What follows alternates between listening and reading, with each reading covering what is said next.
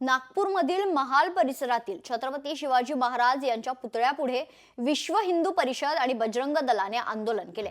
औरंगजेबाची कबर शासनाने लवकरात लवकर काढावी या मागणीसाठी हे आंदोलन करण्यात आले। आंदोलकांनी औरंगजेबचे पोस्टर फाडून जमिनीवर फेकले, तसेच जोडे मारत औरंगजेबचा पुतळा जाळलाय। आज आम्ही आंदोलनाचा शंखनाद केला आहे।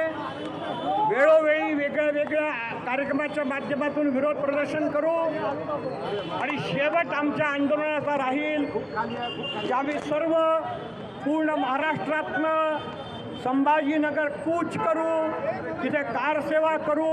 आवश्यकता पडली जर सरकारने याबाबत योग्य निर्णय नाही घेतला तर तो थडगा काढून समुद्रामध्ये फेकण्याचं काम विश्व हिंदू परिषद बजरंग दलाचे कार्यकर्ते करतील।